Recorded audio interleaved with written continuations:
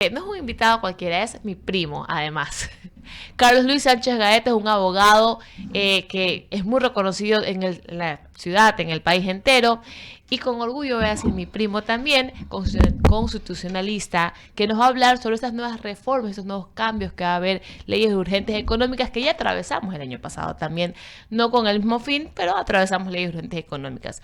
Cuéntame cuál es la línea de estas nuevas leyes.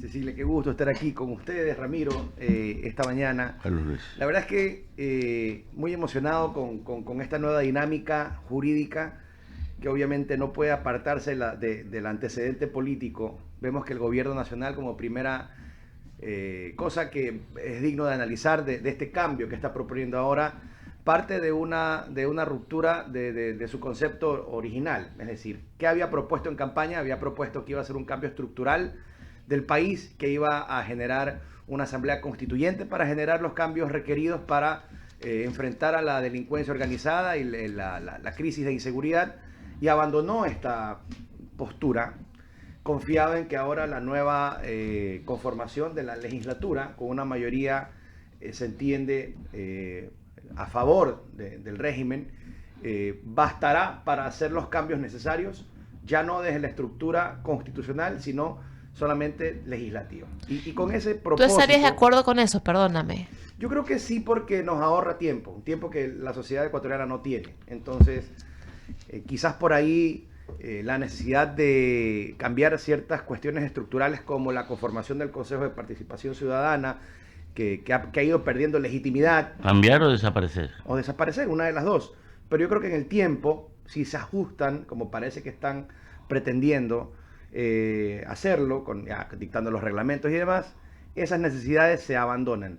Y si nuestra legislación, que no es la única solución requerida, cambia a favor de lo que debe hacerse para recuperar la seguridad del país, adelante. No es lo único que hay que hacer, ¿no? Una reforma normativa no es lo único que requiere el país para salir de la delincuencia organizada. Pero primera cosa, entonces, ¿qué es lo que ha propuesto el gobierno? Un proyecto de reforma.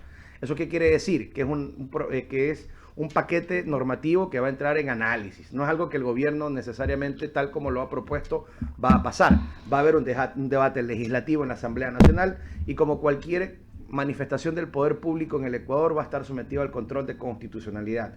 Así que para esos alarmistas que se oponen a todo, que dicen que esta ley es inconstitucional, cálmense, porque la Corte Constitucional va a pasar por el control de la constitucionalidad antes de que esta norma propuesta por el Ejecutivo, que va a ser debatida por la Asamblea Nacional. Dos debates. Dos debates. Es un debate, no, es un debate Un solo en 30 debate. días. Es un solo debate en 30 días porque es una ley Urgente. orgánica de urgencia económica. Importante explicar también que es una ley orgánica. En el Ecuador existen categorías normativas. El principio de la supremacía constitucional se sostiene en el principio de la jerarquía normativa. Esto es, que existen normas que tienen jerarquías diferentes. En ese sentido, pues la Constitución siendo la norma suprema, la siguiente categoría normativa son las leyes orgánicas, y por debajo de las leyes orgánicas las leyes ordinarias. Es decir, que es una categoría jurídica, esta norma que propone el gobierno, superior. No es cualquier norma. Y que sea de urgencia económica implica que tiene un tratamiento sumario, breve, debe resolverse en 30 días. ¿Y qué pasa si la Asamblea Nacional no está a la altura de esta discusión y no se decide? En 30 días pasa por el Ministerio de la Ley. Conocemos un poquito de cuál podría ser el contenido, porque el título suena bien, ¿no? Hablamos de ley económica urgente para desarticular la economía criminal en la lucha contra la inseguridad. Suena bello, pero sabemos un poco del contenido que se prepara para eso. Es como cuando hablaban también de la constituyente, pero no nos decían que profundamente iban a cambiar.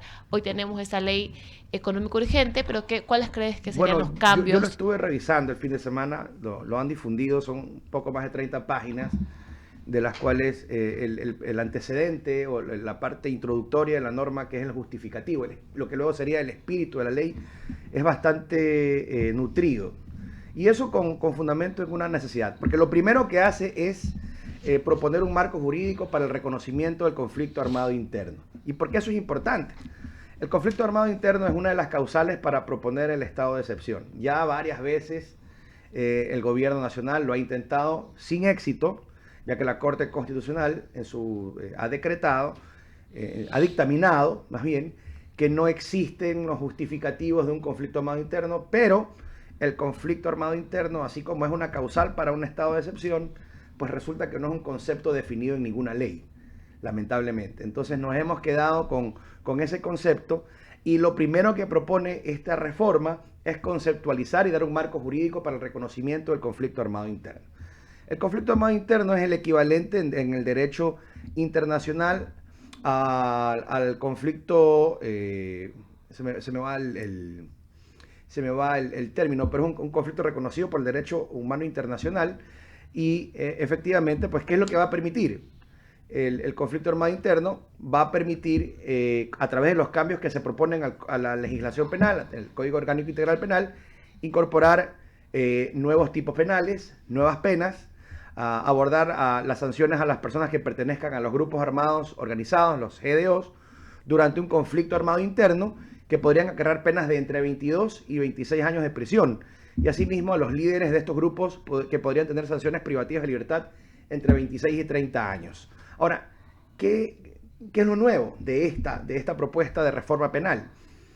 En la estructura actual tenemos los delitos similares, digamos, ¿no? De asociación ilícita y de delincuencia organizada, que tienen una tipología diferente y que tienen una pena menor. Entonces yo creo que bajo la figura del conflicto armado interno, donde se van a reconocer a los grupos de delincuencia organizada, sustraemos la figura del terrorismo, que es un poco más especializada y, digamos, desde la perspectiva en la que se quieren sustraer, ¿no? Son delincuentes pero no son terroristas, es lo que muchos alegan en la defensa de estos casos. Yo creo que hay un nuevo escenario que reconoce la dinámica delictiva en el país, que es necesario abordar, porque al final del día no nos olvidemos que el derecho y las normas jurídicas son herramientas al servicio de la sociedad y no al revés. Pues resulta que los prodelincuentes, que resulta que los proderechos humanos se llenan de argumentos diciendo la norma no previene eso, los derechos humanos protegen lo otro, y resulta que la ciudadanía está en un permanente carrusel de impunidad, viendo que los delincuentes entran y salen de la cárcel sin recibir una sanción. Por otro lado, el artículo 474.5 de la reforma establece que las armas y explosivos, municiones y accesorios usados por los grupos criminales y que hayan sido decomisados pasarán inmediatamente para uso de la Policía Nacional o las Fuerzas Armadas. Esto ya se propuso y no se logró en este permanente péndulo político que hay entre la izquierda y la derecha en el país.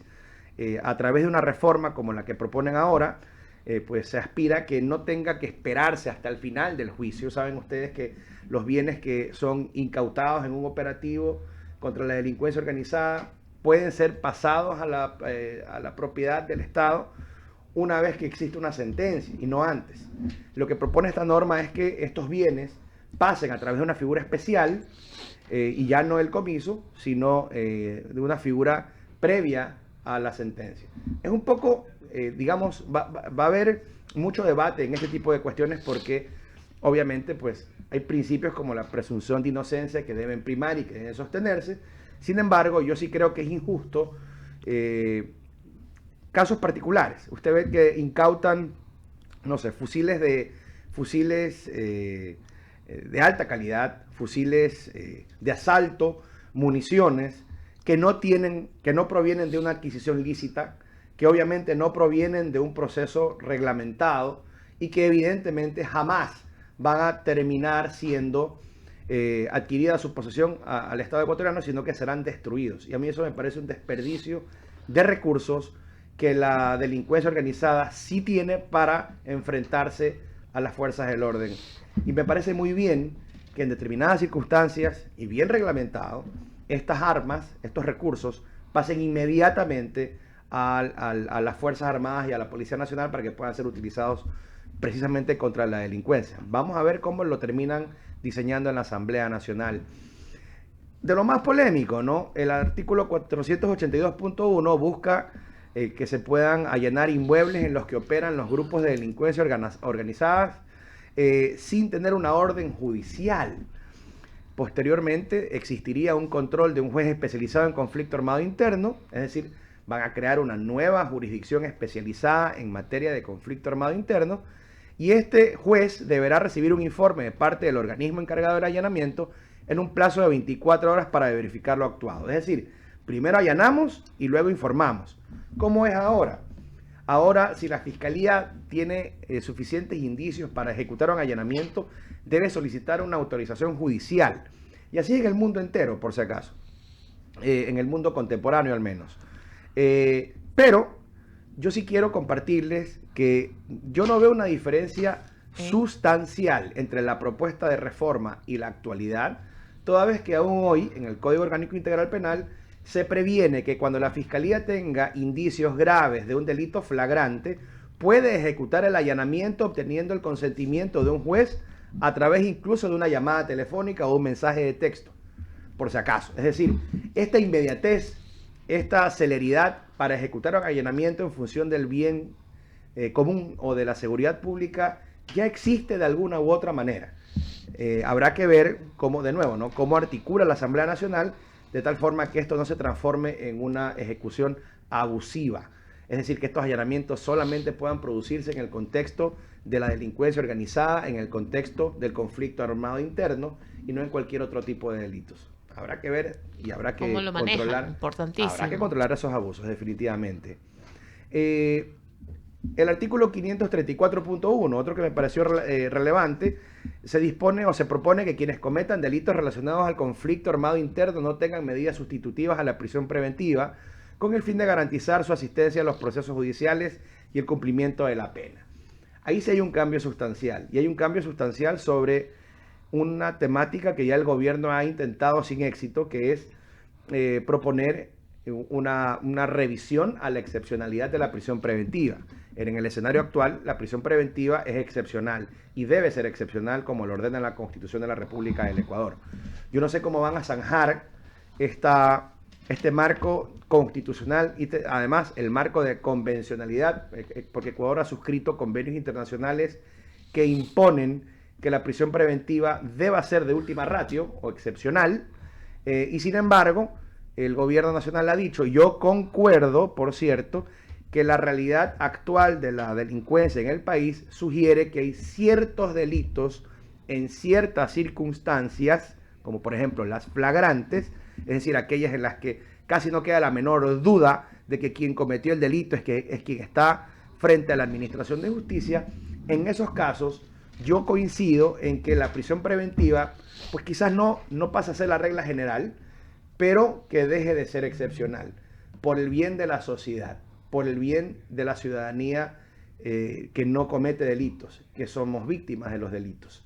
Yo creo que ya es hora de tener esta discusión en la Asamblea Nacional y es hora de que la Corte Constitucional también se vuelva a pronunciar sobre este particular. Esa es una de las propuestas más polémicas.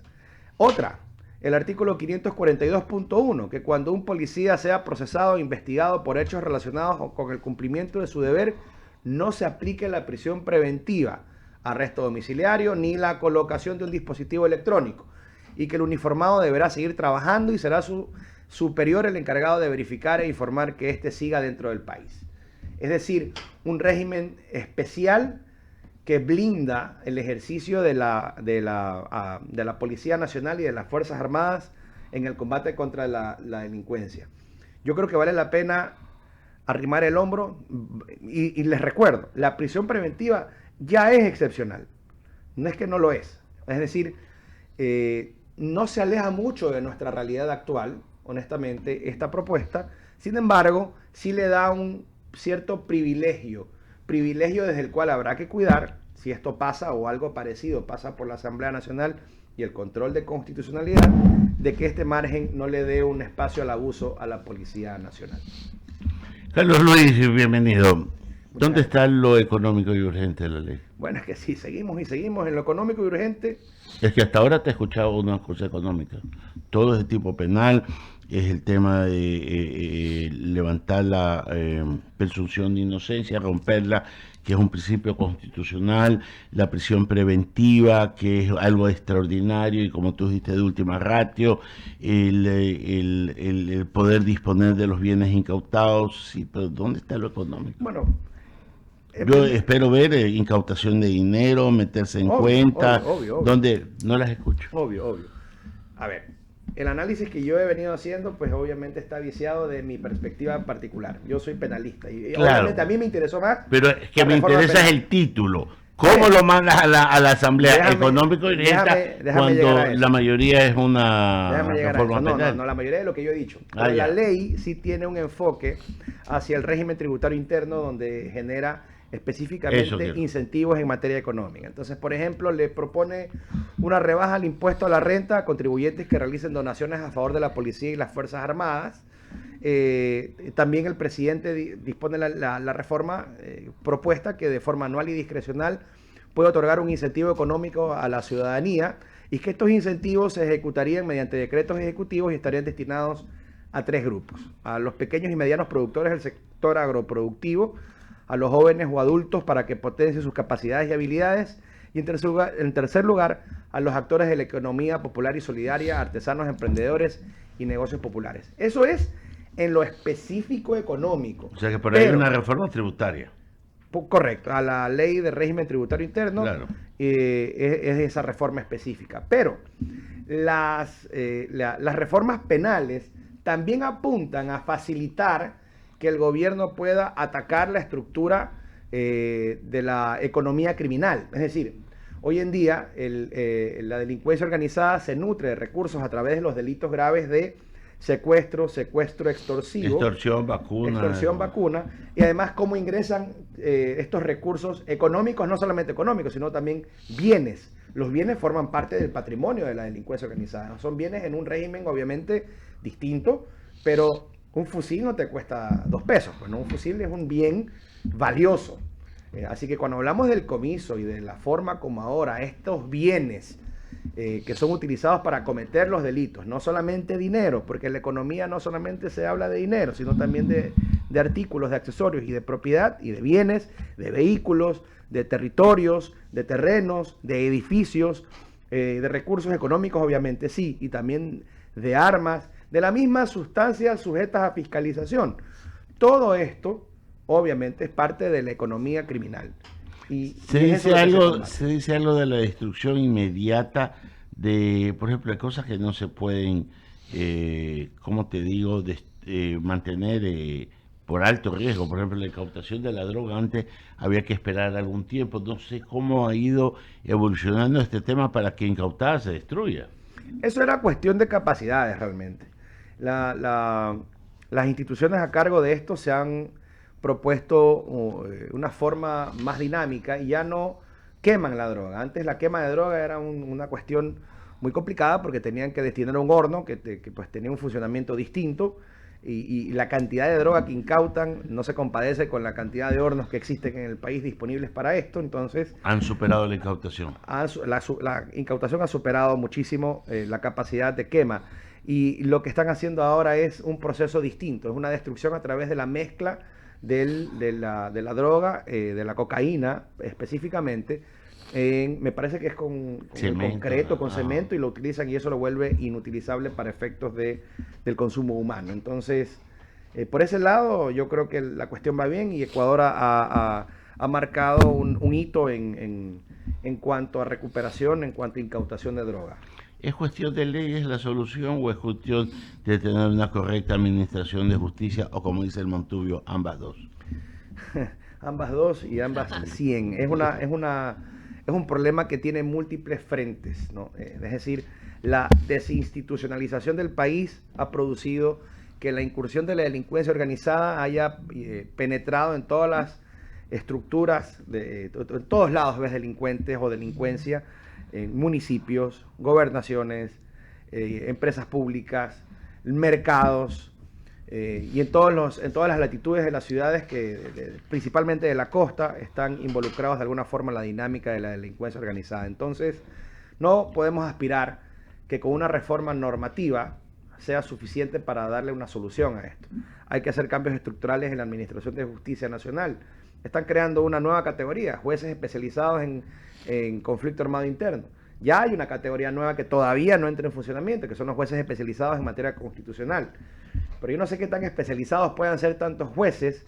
La realidad es que necesitamos más jueces de los que ya tenemos, de las mismas jurisdicciones y competencias que ya existen, y con mejores competencias y controles, porque hay muchos jueces, obviamente no todos ni la mayoría, pero que no son competentes ni moralmente ni académicamente, y eso es algo sobre lo cual no se está haciendo nada por el momento. Han sido las opiniones del abogado Carlos Luis Sánchez Gaete, a quien le agradecemos por habernos acompañado a esta hora de la mañana, siempre tan claro y pedagógico en sus explicaciones. Discúlpeme haberlo sacado del ámbito penal y haberlo dado acá. Ya viene. No, pero me hizo dar cuenta. O sea, mi opinión parece que esta ley no habla nada de tema económico, y no es cierto. Es que el título hay que justificarlo de alguna manera. Ya viene Francisco Briones después, y con él vamos a tratar entonces la otra parte de la ley.